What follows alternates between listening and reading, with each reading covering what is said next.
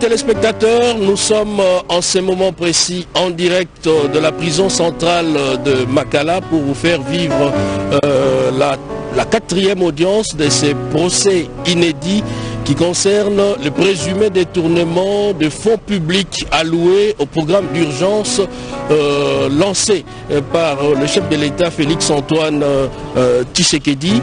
Et pour la journée d'hier, en guise de rappel, c'est le directeur général de la DGCMP, notamment la Direction générale de contrôle des marchés publics, qui était pratiquement les derniers témoins devant la barre. Il a donné toutes les précisions concernant les différents contrats et avenants, probablement signés ou pas. Vous aviez suivi en direct sur la radio-télévision nationale congolaise.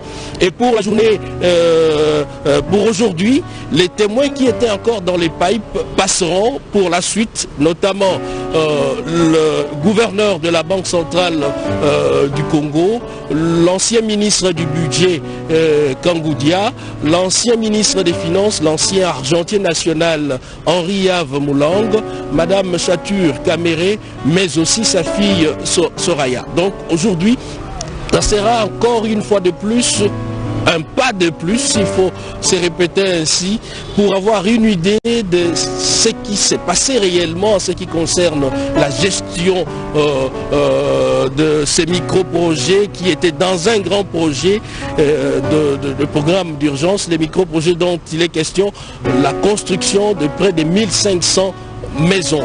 Et présentement, devant la prison centrale de Makala, nous avons un dispositif sanitaire, notamment le prélèvement des températures qui s'est fait à l'entrée même de la prison centrale de Makala, et les gens s'alignent selon la distanciation sociale dans une certaine mesure, et pour dire que toutes les précautions sont prises pour un tel procès, un aussi grand procès qui suscite de l'intérêt au niveau national et international, et dans un contexte difficile de crise sanitaire, que les dispositions soient prises pour éviter notamment d'éventuelles contaminations. Donc à l'entrée, les entrées sont filtrées, et pour accéder au lieu même du procès, il faut être consigné notamment sur une liste officielle qui est à la porte et sous le contrôle des agents de sécurité.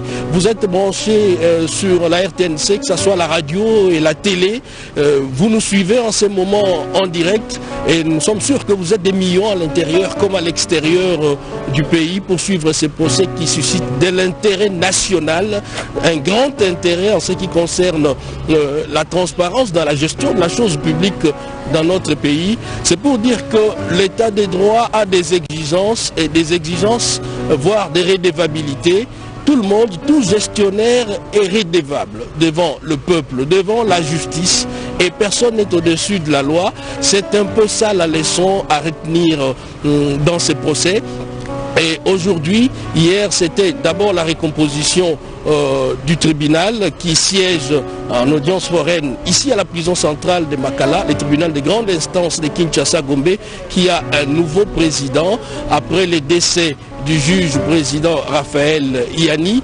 La lecture du procès verbal qui nous a pris près de 3 heures passées. C'était ensuite les débats qui nous a conduits d'abord avec le prévenu Mouyima. Ça, c'est en guise de rappel de la journée d'hier, qui a pu fournir des explications en ce qui concerne le dédouanement de matériel destiné à la construction de 1500 maisons. Comment est-ce que ça s'est passé? Qui lui aurait donné mandat d'effectuer ce travail? Autant de questions posées par le ministère public, la partie civile, mais aussi la partie Jamal qui est intervenue par la suite pour évoquer d'autres questions en ce qui concerne le rôle joué par l'entreprise Samibo dans le dédouanement de tous ces matériels.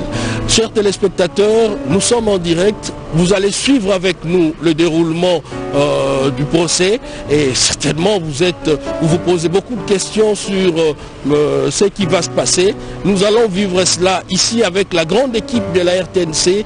Jires Kelani qui est derrière la caméra juste devant moi, JR Diakadi à la réalisation, Maxime Androkwa, mais aussi Vergatouani. Tout tout le monde est là pour vous faire vivre ces procès qui entrera certainement dans les annales de l'histoire de notre pays. Nous vous donnons l'antenne, c'est encore qui en Swahili pour que nous puissions comprendre ce qui se passe en langue nationale également. Nous avons avec nous toutes les langues pour une meilleure compréhension du grand public. La dame de Swahili, si vous pouvez prendre l'antenne pour nous expliquer avant même le début de ce procès.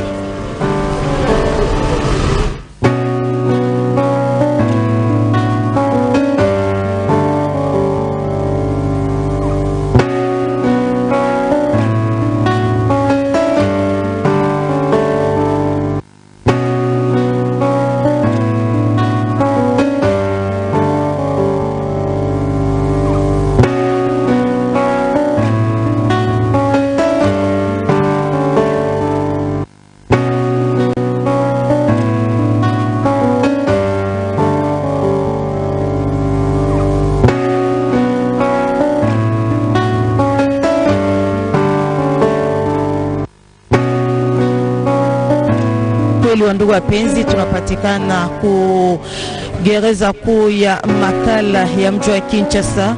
Kwenye masambo inazidi tu kuendelea kutokana na swali ya programa ya siku 100 ya rais, kwani kuna wale wenye waliweza kupokonya pesa yenye iliweza kutolewa kutokana na majengo ya manyumba prefabrique yenye ingepashwa kujengewa ndani ya Jamhuri ya Kidemokrasia ya Kongo, katika majimbo 5 ya Jamhuri ya Kidemokrasia ya Kongo, pia mji wa Kinshasa, kwani manyumba hiyo iliweza kuhusika kwa ajili ya askari polisi, askari jeshi, pia raia.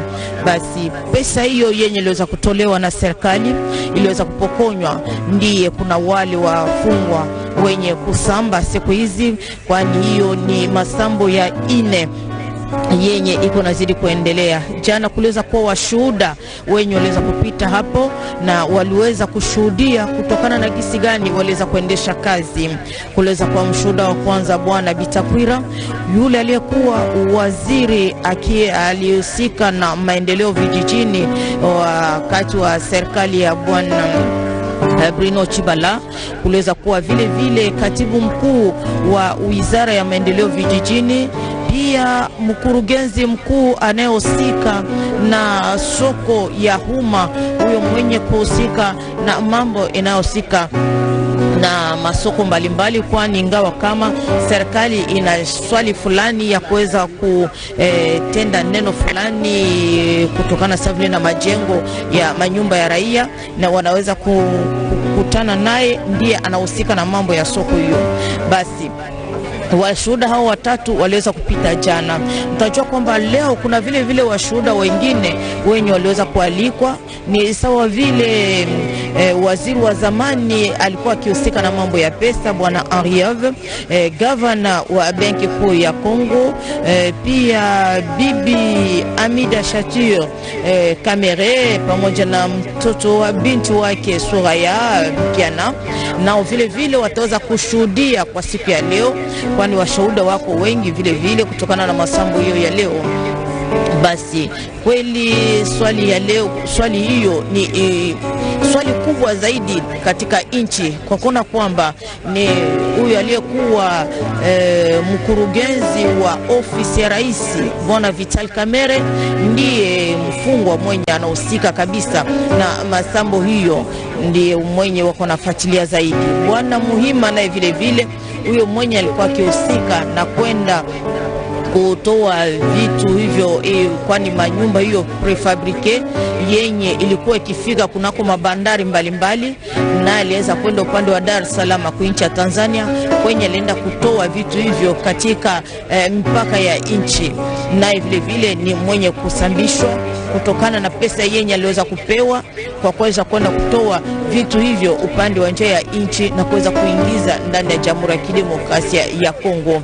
Na vile vile Bwana Sami Jamal mwenye shirika yake Samibo Esperel, naye vile vile kwa kuona kwamba ni yeye ndiye alihusika na kuweza kuletesha vitu hivyo, kuweza kuitoa ndani ya nchi ya kigeni kwenye alienda kuuza, sababu yende aliweza kupata soko hiyo ya kuuza manyumba hiyo prefabrike na kuweza kuleta ndani ya Jamhuri ya Kidemokrasia ya Kongo.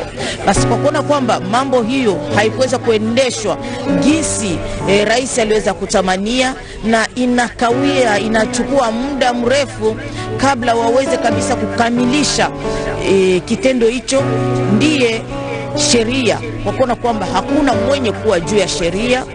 Sheria iliweza kuwaalika waweze kuleta mafasirio namna gani waliweza kuendesha pesa hiyo yenye iliweza kutoka kumfuko wa serikali juu ya kuweza kukamilisha kitendo ya namna hiyo.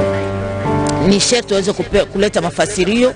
Ndiye mnaona kama kuna washuhuda, sababu wakati huyo anasema kama ni mtu fulani ndiye mwenye aliweza kuanzisha swali hiyo, ndiye mwenye aliweza kusaini kibarua fulani, ni sherti mtu huyo naye aweze kualikwa na aweze kuleta mafasirio yake. Basi ndio unaona kama masambo hiyo ingena zidi tu kuzunguka na kuweza kuendelea, lakini tunafikiria kwamba tunatumainia kabisa sheria ya nchi yetu, sababu ni sheria yenye kuendeshwa barabara, yenye iko naendeshwa kwa hali ya usawa bila kuchagua kabila au lugha.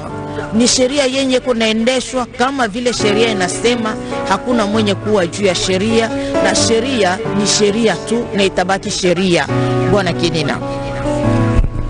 Merci beaucoup Astrid au Congo. Je rappelle que vous êtes en direct la télévision nationale, la radio-télévision nationale congolaise. Et ici sur place, nous n'avons pas seulement les gens qui connaissent la matière judiciaire, mais aussi les mouvements associatifs, quelques représentants, notamment la société civile. Nous avons également la Commission nationale de droits de l'homme, qui est représenté ici par Luc Kalala. Luc Kalala, est-ce que vous pouvez nous dire quel est le rôle de la CNDH dans ces procès particulièrement? Merci bien, monsieur les journalistes. Le rôle prépondérant que la CNDH va jouer dans ces procès, c'est juste pour observer si ces procès se déroulent conformément aux principes érigés en la matière. Est-ce que les procès se passent d'une manière équitable? Est-ce que les droits de la défense sont respectés? Parce qu'il faudra noter que les prévenus ont tous les droits, sauf la liberté. Ça veut dire lorsque les gens sont en détention, ils peuvent jouir de tous les droits, à l'exception de la liberté. Et cela, nous voulons savoir, est-ce qu'on donne réellement à ces prévenus la chance de pouvoir se défendre d'une manière équitable? Voilà le pourquoi nous sommes là. C'est juste pour observer si réellement le procès se passe conformément aux règles de l'art.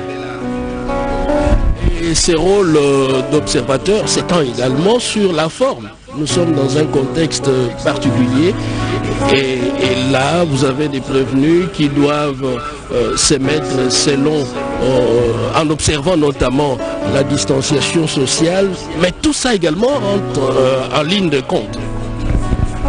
Oui, tout à fait. Nous sommes dans un état d'urgence, donc ces mesures devraient être respectées, en tout cas sans faille, et que sur le plan de fond, je crois que c'est le juge par rapport à son intime conviction qui pourra dire le droit, mais nous tenons quand même à observer est-ce que le parti, du côté parti civil, du côté de la défense, du côté tribunal, est-ce que les principes de l'art sont scrupuleusement respectés? Et personnellement, quelle lecture faites-vous de ces procès? Merci, monsieur le journaliste. Ces procès, je crois, c'est quand même un bon procès qui se passe pour la nation congolaise. Et tout ce que nous pouvons tirer comme leçon, c'est que tout gestionnaire de la chose publique est redevable à la population. Nul n'est au-dessus de la loi. L'état de droit implique le respect des institutions.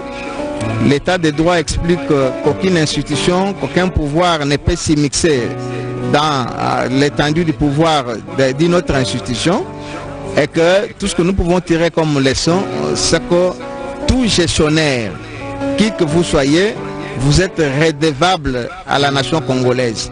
Voilà, monsieur le journaliste. C'est bien dit, redevable à la nation congolaise. La CNDH a, entre autres, comme mission également, c'est rendre compte des conditions carcérales. Est-ce que vous vous êtes fait une idée en ce qui concerne les conditions de détention sur place à la prison centrale de Makala? Tout à fait. La CNDH est partenaire à la prison de Makala. C'est à ce titre-là qu'on est là. Toutes les conditions carcérales, la CNDH ne cesse de fournir des efforts dans ces domaines-là pour que les conditions de détenus ou les conditions carcérales des détenus soient vraiment respectées et puissent quand même aller au standard international. Donc c'est comme ça. Donc la CNDH, dans ses attributions, a toujours pensé à ça. Nous tenons à ce que les conditions de vie des personnes gardées soit préventivement, soit condamnées, soient respectées, et que cela puisse respecter les normes des standards internationaux. Voilà, merci beaucoup Luc Kalala pour toutes ces explications. En attendant que le tribunal arrive, notamment le juge président et sa suite, nous rappelons aux téléspectateurs que hier on a pu assister à la lecture des procès verbaux tout au début et par la suite à la récomposition du tribunal de grande instance de Kinshasa-Gombe siégeant en matière pénale. Et c'est le juge Pierrot Bakenga qui est désormais le juge président, secondé de 3 autres qui étaient là sur place hier. Et cela permet qu'on puisse continuer avec le procès. Et la journée d'hier a été décisive avec la comparution de différents témoins qui ont pris la parole devant la barre. Le témoin Butakwira, qui était à l'époque ministre du développement rural, a pu donner des explications sur sa responsabilité de l'époque. Y avait-il un contrat signé ou pas? Butakwira a fourni les explications et c'était presque une passe d'armes avec le prévenu Caméré, et qui a aussitôt contredit les propos tenus par l'ancien ministre du développement rural en exhibant un contrat dûment signé par les témoins cités. Et là, nous assistons à l'arrivée des différentes personnalités et témoins. Et plusieurs témoins sont déjà sur place, parce qu'à l'entrée où je me trouvais il n'y a pas longtemps, j'ai vu personnellement l'entrée du gouverneur de la Banque centrale du Congo, l'arrivée de Madame Chature Caméré, mais aussi l'ancien ministre du budget Pierre Kangoudia Mbaye, qui est également arrivé sur place en attendant que le tribunal puisse ouvrir les débats. Astrid Congo, vous avez la parole. Kweli bwana Kenina, tuna mjumbe wa CNDH, kwani CNDH ni kigundi kenye kuhusika na mambo ya haki ya binadamu kwa Jamhuri ya Kidemokrasia ya Kongo. Bwana Luc, uko nafuatilia masambo hiyo tokea mwanzo hadi leo. Basi unaonaje kutokana na jinsi sheria kunafuatilia wafungwa na kutokana vile vile unasema kwamba mfungwa ana haki yake? Okay mama, asante sana. Hii procès tunaifuatilia ndio baba batu wote basha kubafunga. Bale batu beko na madroit yabo malgré basha kubafungwa. Beko na madroit yabo à part liberté. C'est pourquoi chez CNDH tuko pale ndio tufuatilie ile mambo. Gisi uko nafuatilia mambo yenyewe, unaona kama wafungwa wenyewe kabisa wako wanawatia katika haki yao na wanaheshimia haki ya wafungwa? ndio vile mama journaliste ni madroit yabo shituku pale ndio tufuatilie mambo. Hakuna ngambo ya nani ya tribunal, ngambo ya partie civile ou bien ngambo ya nani ya ba prévenu. Za CNDH ko pale ndio kufuatilia asema sike ile procès ipite bien.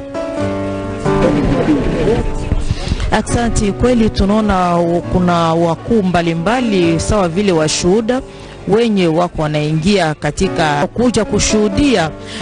Tuliweza kuona sawa vile bwana Thomas Loaka Losenjola, huyu alikuwa zamani waziri usikae na mambo ya majengo, anaingia leo anakuwa waziri usikae na mambo ya maadibisho ya juu pia university.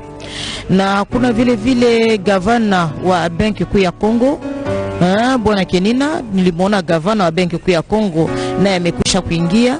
Kuna vile vile mwaliko mwingine ulisema kwamba ni waziri ausikae na mambo ya budget wa zamani bwana Kangudia, naye ataweza kukuja hapa kwa kuweza kushuhudia kutokana na masambo ya leo.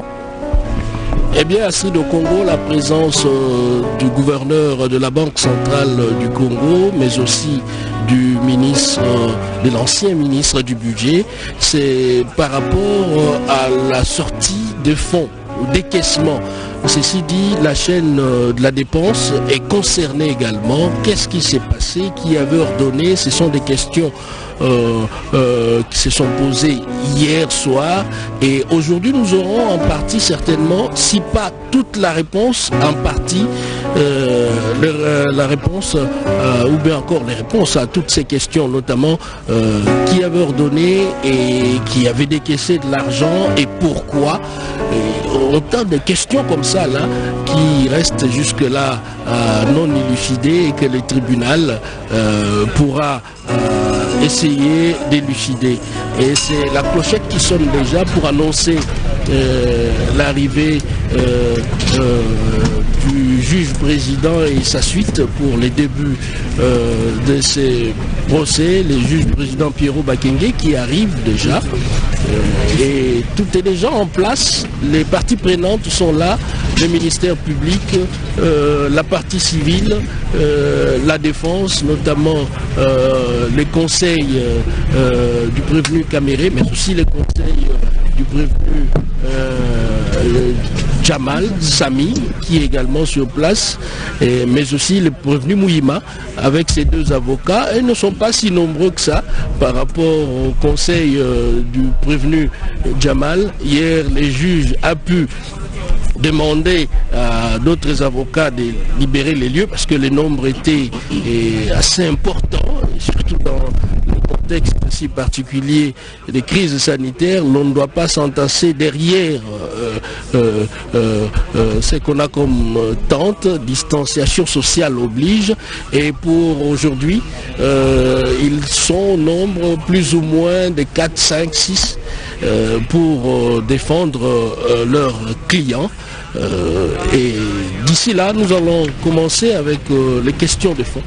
Nous allons suivre ce qui va se passer et certainement ça sera le directeur général de la direction de contrôle des marchés publics. C'était lui et les derniers témoins devant du tribunal de grande instance de Kinshasa Gombe, aujourd'hui siégeant en chambre foraine de ce jour en matière répressive au premier degré est déclarée ouverte. Je vous prie de vous asseoir.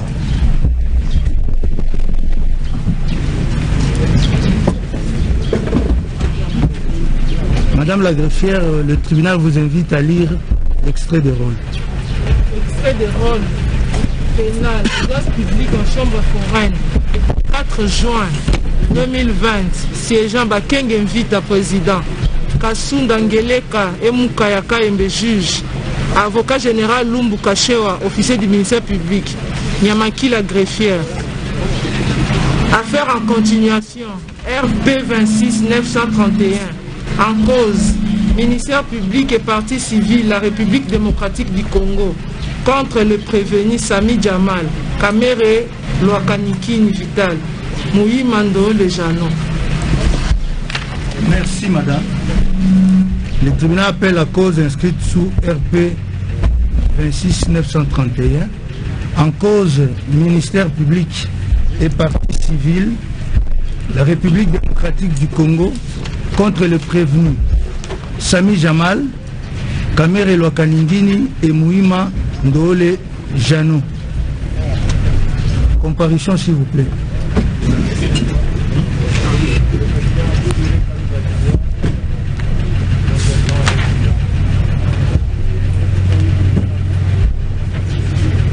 Merci. Revenu.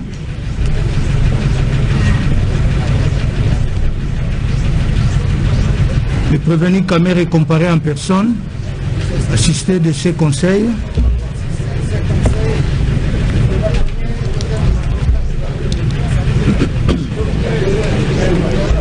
Conjointement avec Maître Roger Tete Maluma, avocat au barreau de Kinshasa Matete.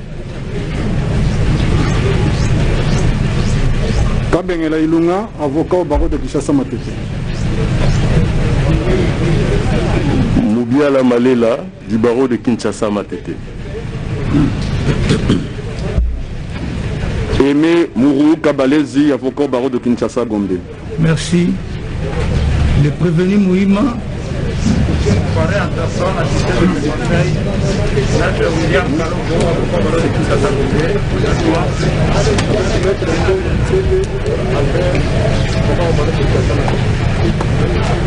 Le prévenu Jamal, comparé en personne. Maître Nicodème Mouka, avocat au barreau de Kinshasa Gombe, conjointement avec Maître Serge Lepig, avocat au barreau de Kinshasa Gombe. Conjointement avec Maître Landry Lapé, du barreau de Kinshasa Matete. Avec Maître Gervais Kalungama, avocat du barreau de Kinshasa Matete.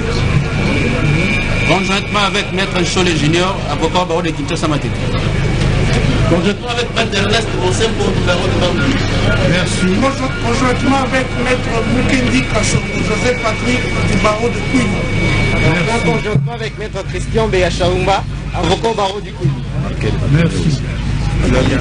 Cette cause ayant été renvoyée contradictoirement à l'égard de toutes les parties, le tribunal est donc valablement saisi. Bien. Nous poursuivons l'instruction par l'audition, je crois, des témoins. Hier, nous n'avions pas terminé avec le témoin, monsieur le directeur général de la Direction générale de contrôle des marchés publics. Donc, si monsieur Ngongo, s'il est là, nous pouvons le faire venir. Oui, maître. Je ne sais pas si nous sommes autorisés à rappeler à votre tribunal le devoir qui est resté à être accompli. C'est juste que le tribunal nous permette non pas de plaider, mais de confirmer les termes de notre demande de liberté provisoire qui est déjà gît dans les dossiers. Tout simplement ça. Là, c'est la chambre du conseil, il n'y a pas de problème. Elle aura lieu. Merci. Elle va se tenir juste après. Pas de problème. Administration, faites-nous venir le témoin Ngongo Saloum, directeur général AI de la Direction générale de contrôle des marchés publics. Donc on termine avec lui parce qu'on n'avait pas fini avec lui.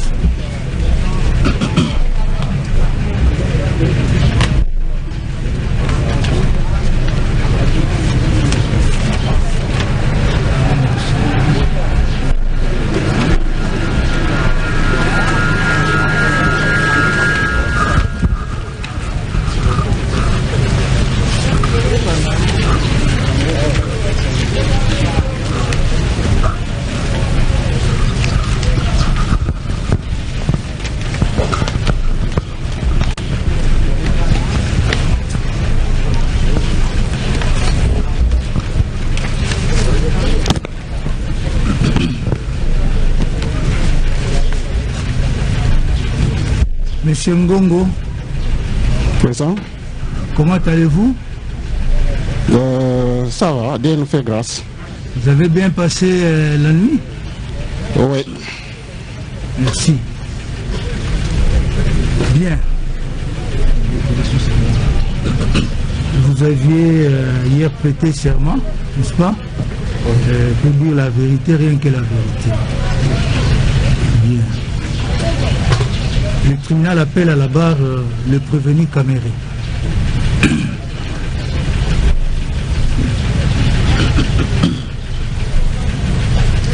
Prévenu Caméré, vous avez suivi hier les dépositions faites par les témoins ici présents au sujet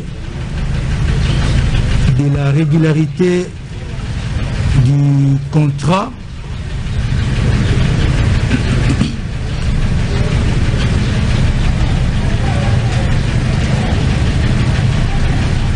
dont l'avenant se trouve être contesté. Il a également fait des déclarations, sauf si ma mémoire me trahit, il a également fait des déclarations sur la régularité du contrat Ousmane. Votre réaction? Merci beaucoup. Ma réaction est simple. En ce qui concerne les contrats qui avaient été signés, demandés par le ministre du Développement rural, M. Bitakwira, l'autorité contractante agissant au nom et pour le compte de l'État congolais, adressé au directeur général Haï de la Direction générale des marchés publics, cette question doit être clarifiée entre Bitakwira, le ministre de l'époque, et M. Ngongo. Il n'a pas reçu mon courrier en ce qui concerne les marchés précédents, 1500 maisons. Tous les courriers étaient les courriers du ministre Bitakwira adressés à M. Ngongo, parmi lesquels, au mois de juin ou juillet, il lui avait demandé de compléter son dossier, notamment par la facture et autres détails requis pour que celui-ci ou ce dernier lui donne l'avis de non-objection. Deuxièmement, M. Bitakwira, comme je l'avais dit hier, lettre à l'appui, est revenu à la charge pour dire à M. le directeur général, il s'adresse à lui: j'acquise bonne réception de votre lettre relative au projet d'avenant. Parce que c'était ça la question, tout le monde disait on ne connaît pas l'avenant. Parce que dans sa réponse au mois de juillet, il avait dit, et il a répété devant vous ici, qu'on devait lui présenter le projet et pas un avenant déjà signé. Mais bien. Il se trouve, je n'ai pas fini, votre honneur, si vous permettez. Je vous en prie. Mais là, sa réponse du 25 juillet, à la requête du ministre du Développement et Bitakwira, il accorde l'avis de non-objection. Mais dans le dernier paragraphe peut donner lieu à beaucoup d'interprétations, les avocats vont en parler, et votre honneur, nous vous faisons confiance, puisque j'ai écrit au mois de juillet pour rejeter. Mais, pardon, au mois de juillet pour rejeter, mais le 25 juillet, j'ai dit j'accorde. Et à la fin, et ça cadre bien avec l'objet de M. Bitakwira, et ça cadre bien avec le premier paragraphe, puisqu'on parle de projet d'avenant, de la réduction de 9 provinces à 5. La réduction. La lettre, je l'avais lu hier, je ne vais pas fatiguer le tribunal. Deuxièmement, le marché Ousmane. Je vous ai dit que c'est sur instruction express du président de la République qui lui-même, après avoir visité les maisons comptant du travail fait par M. Djamal, je n'étais même pas là ce jour-là au cours de cette tournée, que l'instruction avait été donnée, le choix de M. Djamal. 3000 maisons, mais le président avait précisé, quand il m'a instruit maintenant, que ce monsieur avait déjà bénéficié d'un marché de 1500 maisons. Maintenant, nous lui donnons 3000 pour les militaires et policiers. Et il doit revoir ce prix. C'est comme ça, et je l'ai dit hier, que nous sommes passés de 35 000 pour les maisons type D du moins les maisons que le président avait retenues, puisqu'il voulait très rapidement, et c'est pourquoi le monsieur a diminué les prix. Il dit s'il fait très bien ce marché de 3000 maisons, on va lui confier d'autres camps militaires, parce que je voudrais tout de suite et maintenant que le social des militaires change en ce qui concerne le logement. Et c'est comme ça que, s'agissant d'une instruction du président de la République, je me suis adressé à M. Ngongo, le directeur général du marché public. Il m'a répondu, si sa mémoire est bonne, il doit se rappeler, nous étions au mois d'août. On était en pleine formation du gouvernement Ilunkamba. Et la remise et reprise va avoir lieu, et le premier conseil des ministres, à la page 3, paragraphe 4, il est souligné dans ses comptes rendus clairement que, en ce qui concerne les travaux de 100 jours, c'est avec satisfaction que nous avons constaté les réalisations. Ça, c'est le premier ministre qui parle. Et il dit que nous allons maintenir le même rythme jusqu'à terminer ces travaux. Ce qui fut fait parce que tout de suite, au mois de septembre, programmation va être faite de payer l'OVD, l'Office des routes, et je ne sais plus quelle autre entreprise, mais j'ai les documents. Ça a été payé une fois, et puis on a observé une période de non-paiement. C'était en rapport avec les sortes de moutons. Et quand la population a commencé à grogner, s'il faut des moutons, on va faire une nouvelle programmation au mois de mars, au mois de février, qui va accélérer finalement les travaux, et ce qui va nous amener dans le procès présent. Donc c'est pour dire que quand M. Ngongo me répond et qu'il n'y a plus de ministre, il y a de nouveaux ministres, je fais la remise et reprise, le dossier des 100 jours est confié au nouveau gouvernement. Donc toutes les régularisations devaient être faites. La question, votre honneur, avant que les avocats me complètent, au témoin Ngongo, reconnaît-il que la formule de régularisation existe?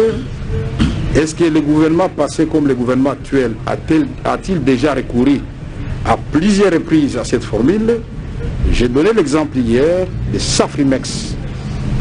Devant l'urgence et la sécurité menacée, le président m'a instruit et on a payé. On n'a pas payé, on a passé la commande de 9 500 000 $ américains. Je peux donner un autre exemple. Le président visitant le camp Tchatch, le commandant de la garde républicaine, je vu qu'il est parmi les témoins, il va le confirmer. Il a dit c'est comme ça qu'on vous soigne dans des petits trucs comme ça. Allez, il faut qu'on me trouve quelqu'un qu'on suit tout de suite et maintenant.